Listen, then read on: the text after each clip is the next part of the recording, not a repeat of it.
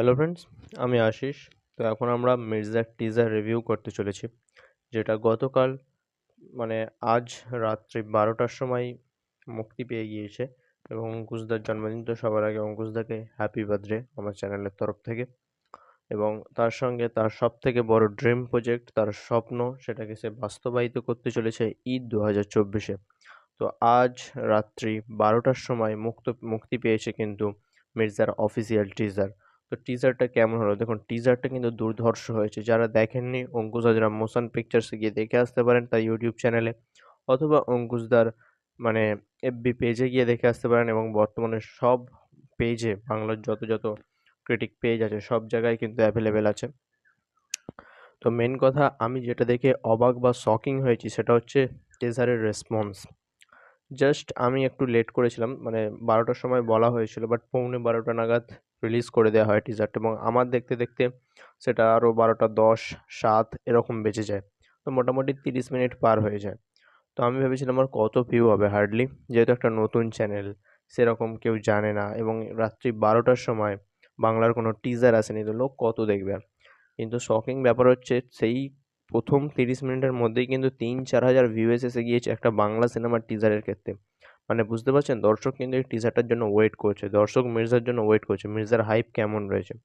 এখন এটা টিজারটাকে ঠিক টিজার বলা চলে না, এটাকে ক্যারেক্টার ইন্ট্রোডাকশন টিজার বলা চলে, যেখানে 3টে মেন ভিলেনকে ইন্ট্রোডিউস করানো হয়েছে।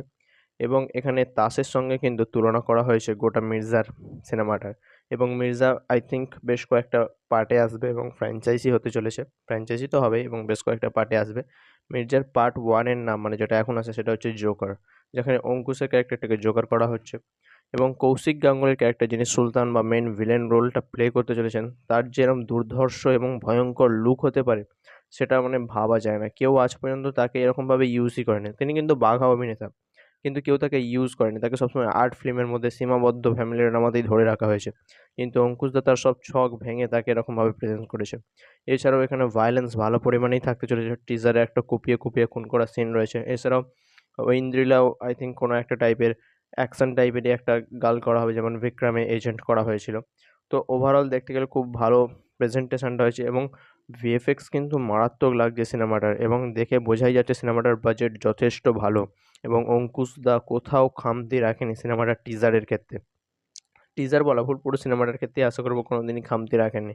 ওভারঅল একটা গুড টিজার হয়েছে, গুজবাম্পস দিচ্ছে, এবং ট্রেলার এলে আমরা আরও ভালোভাবে বুঝতে পারবো। ভয়েস ওভার ভালো হয়েছে, ডায়লগ ভরে ভরে রয়েছে। ইন্ডিয়া প্লাস বাংলাদেশ রিলিজ হতে চলেছে, ইন্ডিয়ার নানা ন্যাশনাল চেনে রিলিজ করতে চলেছে, একটা বিগেস্ট রিলিজ হতে চলেছে, বাংলাদেশে গিয়ে অঙ্কুশ দা প্রমোশন করতে চলেছে। ওভারঅল ধরতে গেলে আমাদের কালকে যেটা এসছে ক্যারেক্টার টিজার, অসাধারণ লেগেছে। এবার ওয়েট করে আছি ট্রেলারের জন্য। চ্যানেলে নতুন হলে চ্যানেলটিকে সাবস্ক্রাইব করবেন, ভিডিওটি লাইক করবেন।